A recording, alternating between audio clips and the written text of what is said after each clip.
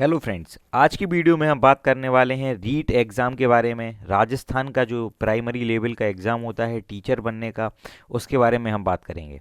आज की वीडियो में हम बात करेंगे कि कौन कौन से सब्जेक्ट आपके एग्ज़ाम में आते हैं, कौन कौन से अभ्यर्थी हैं जो इस एग्ज़ाम को दे सकते हैं, क्या अदर स्टेट वाले अभ्यर्थी इस एग्ज़ाम को दे सकते हैं, और सारे डाउट्स को हम क्लियर करेंगे रीट पीआरटी एग्ज़ाम से जुड़े हुए। तो दोस्तों शुरू करते हैं आज का वीडियो। सबसे पहले हम बात करेंगे रीट पीआरटी एग्ज़ाम के बारे में।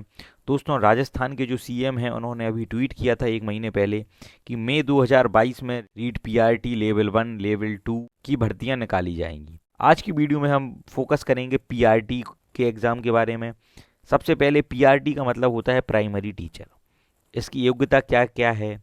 जो लोग बीएसटीसी डिग्री करे हुए हैं या बीटीसी या डीएलएड 2 साल का जो एलिमेंट्री कोर्स जो लोग करे हुए हैं वह इस एग्ज़ाम को भर सकते हैं। पीआरटी एग्ज़ाम को लेवल 1 का ये आपका एग्ज़ाम होता है। दोस्तों, बीएड वाले इस एग्ज़ाम में अपीयर नहीं हो सकते हैं। बीएड वाले लेवल 2 एग्ज़ाम को फिल कर सकते हैं। क्या अदर स्टेट वाले जो अन्य राज्यों से बिलोंग करते हैं वह रीट पीआरटी में अप्लाई कर सकते हैं? तो दोस्तों जी हाँ, वह अप्लाई कर सकते हैं। इसके बाद हम बात करेंगे एग्ज़ाम पैटर्न के बारे में। दोस्तों, रीट एग्ज़ाम में 150 क्वेश्चंस आते हैं, 2.5 घंटा टाइम होता है, मतलब 1 मिनट में एक क्वेश्चन आपको सॉल्व करना होता है। 5 सब्जेक्ट इस एग्ज़ाम में आपके आते हैं। जैसे यूपी टेट में आपके 5 सब्जेक्ट आते हैं। सबसे पहले आपका सीडीपी, मैथ्स, एनवायरमेंट और आपकी लैंग्वेज 1 और लैंग्वेज 2। तो आप इन लैंग्वेज में कोई भी सब्जेक्ट को चूज़ कर सकते हैं, जिसमें हिंदी और उसके बाद संस्कृत, इंग्लिश में से आप कोई एक लैंग्वेज चूज़ कर सकते हैं। आपके 5 सब्जेक्ट 30-30 नंबर के आते हैं, तो यह मिलकर 150 मार्क्स आपका हो जाता है।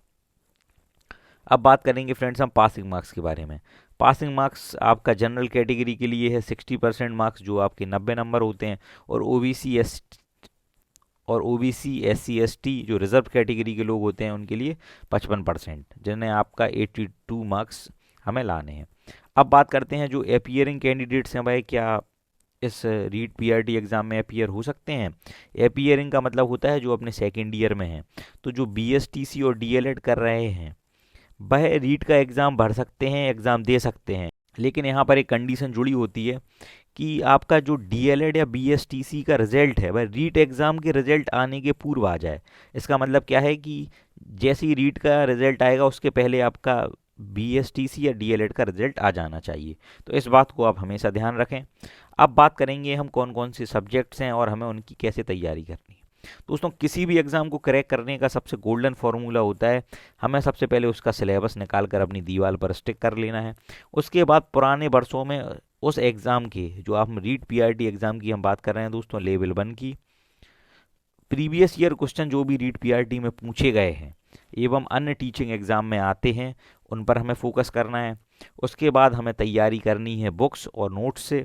जब आपकी तैयारी 50% हो जाए उसके बाद हमें टेस्ट पेपर या क्वेश्चन पेपर या मॉक टेस्ट या टेस्ट सीरीज़ प्रैक्टिस करनी है, ऑनलाइन या ऑफलाइन जैसे भी आप कर सकते हैं। अब बात करेंगे दोस्तों हम रीट एग्ज़ाम में सब्जेक्ट्स के बारे में। सबसे पहले दोस्तों आपका हिंदी सब्जेक्ट है। हिंदी में आप देखेंगे रीट एग्ज़ाम में 10 से 15 नंबर की आपको पेडागोजी देखने को मिलती है। ओके फ्रेंड्स, 5-5 नंबर के 2 पैसेज आपको हिंदी में देखने मिलते हैं, और उसके बाद 10 से 12 नंबर की ग्रामर।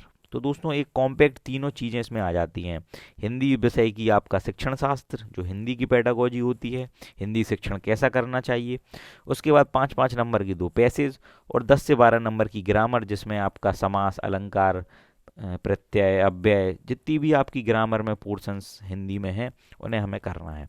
इसके लिए आप मेरे नोट्स परचेज़ कर सकते हैं दोस्तों, मेरे नोट्स देख सकते हैं, और साथ में आपको लूसेंट या आदित्य पब्लिकेशन की बुक रेफ़र करनी है, वो बेस्ट है दोस्तों। अब बात करेंगे हम इंग्लिश के बारे में। दोस्तों, इंग्लिश में आप देखिए बिल्कुल हिंदी जैसा ही पैटर्न रहता है। टीचिंग मेथड या अप्रोचेस, जो आपकी इंग्लिश का शिक्षण शास्त्र होता है, इंग्लिश की पेडागोजी होती है, वह आती है। उसके बाद आता है आपका कॉम्प्रिहेंशन या पैसेज दोस्तों, और सबसे लास्ट में आपकी इंग्लिश ग्रामर की क्वेश्चन, जिसमें पार्ट ऑफ स्पीच सबसे ज़्यादा इंपॉर्टेंट है। Noun, pronoun, adjective, adverb, conjunction, preposition, ठीक है दोस्तों, active voice, passive voice, direct, indirect, और कुछ वोकेबलरी के क्वेश्चंस। अब हम बात करेंगे दोस्तों चाइल्ड डेवलपमेंट एंड साइकोलॉजी के बारे में। जो आपका सीडीपी का पोर्शन होता है दोस्तों, उसमें आपका जो सीटेड लेवल के जो क्वेश्चन आते हैं और जो टॉपिक्स आपके सिलेबस में दिए गए हैं वह हमें तैयार करना है। उसके लिए हम सबसे पहले प्रीवियस ईयर क्वेश्चंस को सॉल्व कर लेंगे, और सीटेट के लिए जिस हिसाब से हमने सीडीपी की तैयारी करी थी वही हमें रीट पीआरटी एग्ज़ाम के लिए करनी है। मैं आपको सजेस्ट करूंगा कि आप शॉर्ट नोट्स बना लें, अपने जो भी आपके सिद्धांत हैं उनके प्रतिपादक हैं, और जो पेडागोजी के क्वेश्चन होते हैं वह सीटेट के आधार पर इस एग्ज़ाम में पूछे जाते हैं। अब बात करेंगे मैथ्स के बारे में। मैथ्स में भी दो पोर्शन है आपके, मैथ्स की पेडागोजी, गणित का शिक्षण शास्त्र, और जनरल मैथ। और अब बात करेंगे हम लास्ट में एनवायरनमेंट के बारे में। दोस्तों एनवायरनमेंट में आपकी सबसे पहले तो एनवायरनमेंट पेडागोजी हो गई है, उसको हमें तैयार करना है फ्रेंड्स।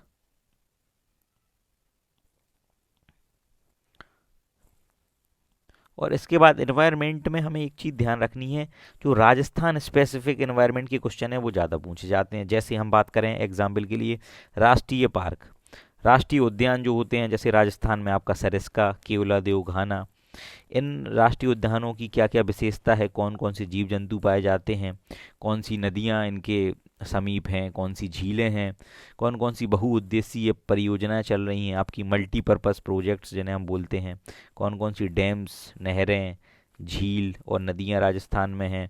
राजस्थान में सबसे ऊंचा पर्वत आपका गुरु शिखर है दोस्तों। तो राजस्थान के एनवायरनमेंट से जुड़ी चीज़ें हमें यहाँ पर करनी है ये तैयार।